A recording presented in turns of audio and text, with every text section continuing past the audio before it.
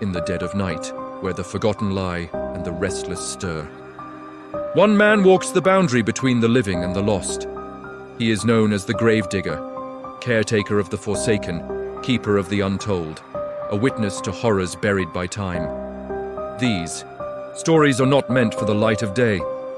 They are chronicles pulled from the cold, dead, rotting soil of the past. Each grave tells a story, a tale of terror, betrayal, and madness, or sometimes something far worse. So light your lantern and tread carefully. Prepare yourself to uncover what should have stayed buried. Welcome to The Gravedigger's Dark Chronicles. Now your host, the Gravedigger himself. Tonight's tale I like to call Fear in the Fog, Lost Souls of the Louisiana Marshes. Sit close now, but not too close. Mind I've seen what lurks in the folds of the night. Me? I'm no storyteller by trade. Just an old gravedigger, bound to the dead more than the living. 40-odd years I've turned soil in this cemetery, and I've learned to listen. The ground talks, you see, the bones. They remember. And some nights, when the moon hides and the wind rattles the moss like dry whispers, the stories come crawling out. It begins deep in the Louisiana swampland, where the cypress trees twist like old spirits and the fog rolls so thick it feels like breath on your neck.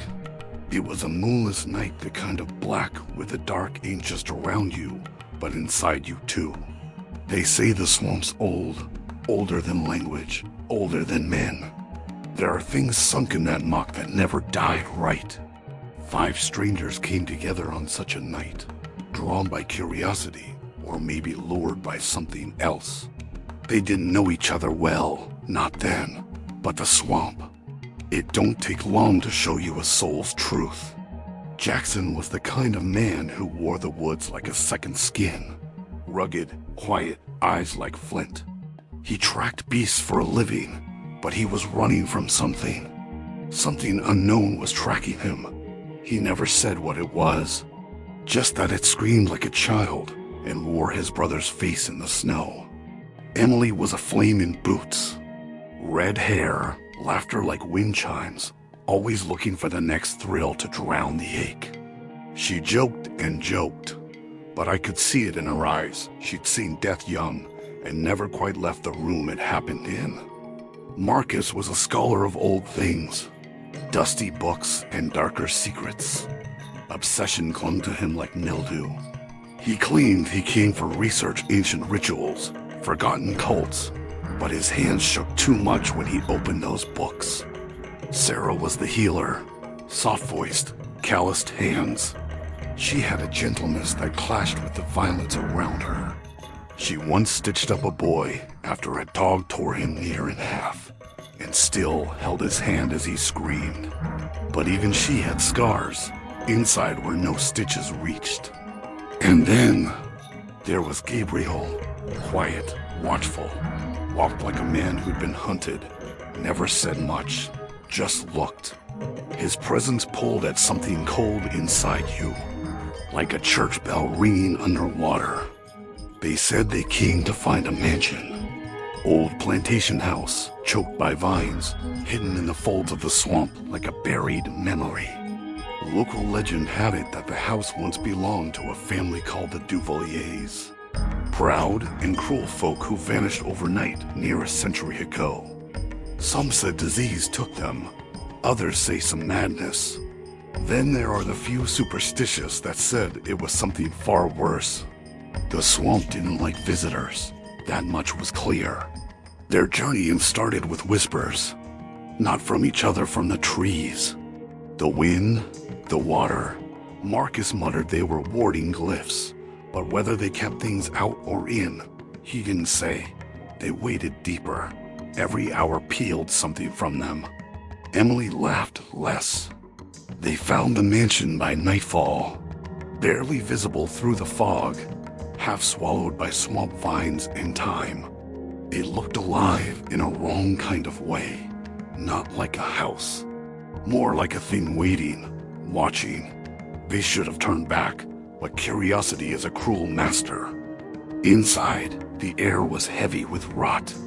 Candlelight flickered even though no one had lit them. Walls pulsed, and it was like they was breathing. And sounds. God, the sounds. Wet dragging, soft giggles from empty rooms. A child humming a lullaby that changed with every verse. Rooms bent in impossible ways. Hallways that stretched too long. Doors that led back to the same room, no matter which way they turned. They were being played with. Then the mansion began to show them things. Jackson entered a room where his brother sat at a table, skin white and dripping with melted snow, whispering his name.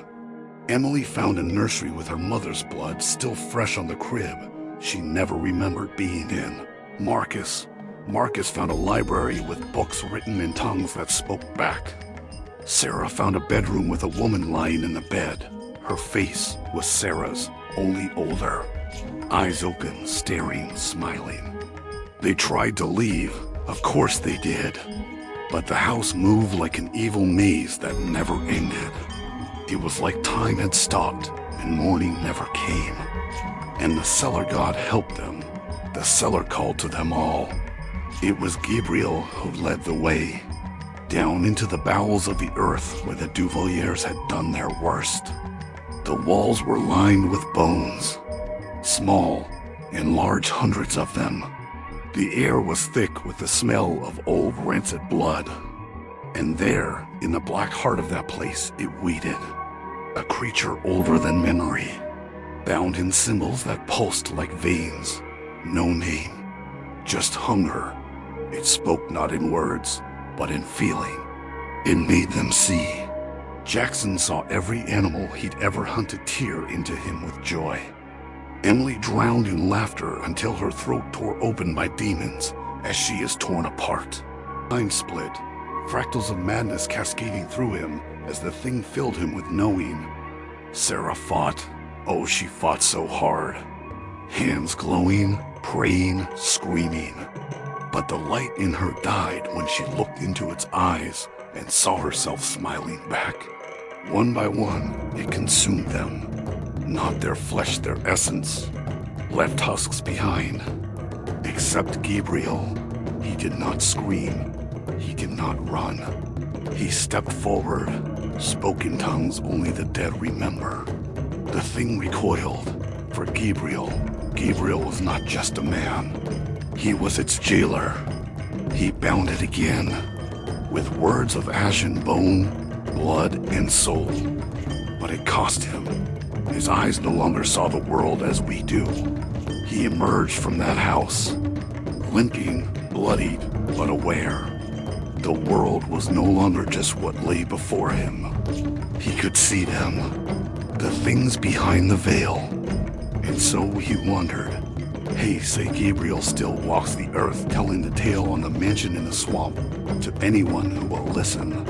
Telling the tale to drunks in bars until the run out screaming. In graveyards at dusk. In alleys no light touches. Watching, listening, waiting. And as for the mansion, the swamp swallowed it again. But it stirs sometimes. When the wind shifts just right and the fog creeps inland, folks say they hear laughing from the trees and babies crying in the reeds. So if you're ever in those parts and the night gets too still, too quiet, you remember what you heard here tonight. The swamp don't forget, and neither do the dead. My spade's still warm from that last tale I told. I hope you are not foolish enough to go looking for that mansion, or it might be for you. Well, how did you like our story? Did it give you chills? And you enjoyed our story, please like, share, and subscribe. Join us next time for the next take on the Gravedigger's Dark Chronicles. And please remember to help support our channel by going to buymeacoffee.com/newworldpodcasts and buy us a coffee. Every little bit helps. Until next time, keep the lights on to keep the ghouls in the dark.